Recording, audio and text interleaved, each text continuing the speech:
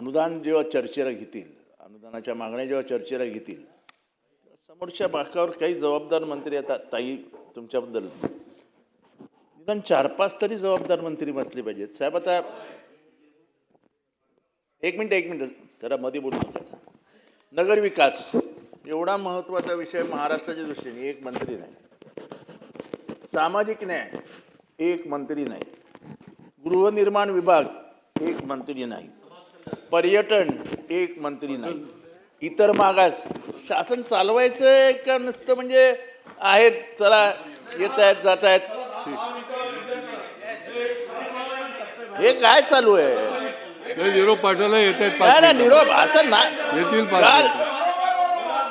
वारंवार चालू आहे, हे लिहून येतील ते आधी आलेच ना, येत आहेत. अध्यक्ष महोदय, आदितीताई आहे, मी आहे, आम्ही सामुदायिक जबाबदारी आहे, वरती बिझनेस आहे काही लोकांचा, सुधीर भाऊ सामुदायिक जबाबदारी आहे. अध्यक्ष महोदय, हा कामकाजाच्या दृष्टीने महत्त्वाचा आहे, योग्य आहे.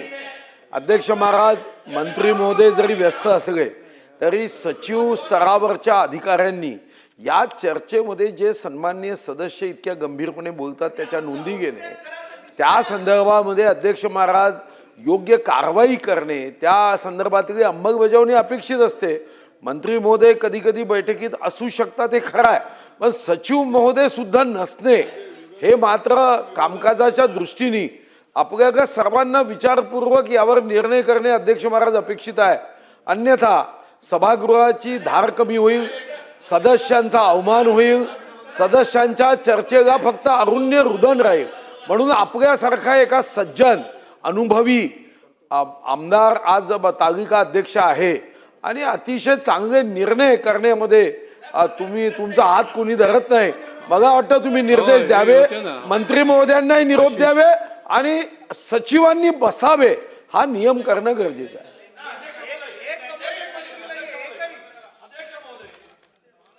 अरे बाकी जण बसा.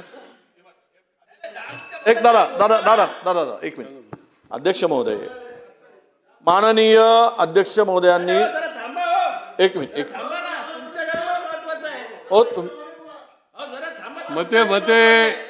मते 2 मिनिटं थांबा. मते साहेब थांबा. अध्यक्ष महोदय बोलू नका. अध्यक्ष महोदय मोहन भाऊ एक मिनिट.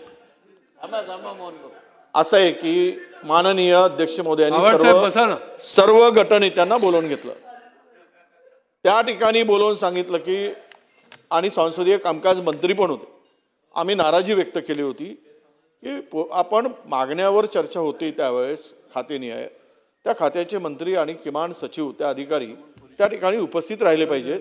हे सभागृहाचं गांभीर्य सगळं नष्ट होत चाललेलं आहे आणि आम्ही नाराजी व्यक्त केल्यानंतर त्या ठिकाणी संसदीय कामकाज मंत्र्यांनी मुख्यमंत्र्यांच्याकडे निरोप दिला आणि त्या माननीय मुख्यमंत्री महोदयांनी सर्व मंत्र्यांना इथे सुद्धा ताकीद दिली. त्या ठिकाणी बसून अध्यक्ष महोदयांनी सुद्धा सांगितलं की सचिव जर नसतील तर सचिवावर कारवाई करावी लागेल, आम्ही कारवाई करू, असं त्या ठिकाणी बसून निर्देश दिले. म्हणजे एसीएस लेवलचा. त्या ठिकाणी जर या विधिमंडळाचे सर्वोच्च स्थानी बसणाऱ्या माननीय अध्यक्ष महोदयांनी सूचना देऊन, ताकीद देऊन, वॉर्निंग देऊन, धमकी देऊन कोणाला ऐकतच नसतील, मी सन्मान ऐकून घ्या 2 मिनिट. रुलिंग देतो, द्या ना तुम्ही. रुलिंग देतो. 1 मिनिट.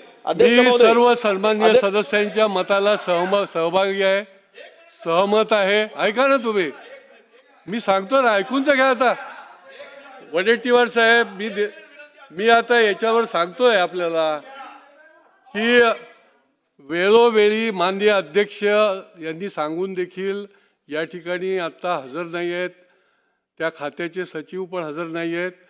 मी सभागृह 10 मिनिटाकरता स्थगित करतो.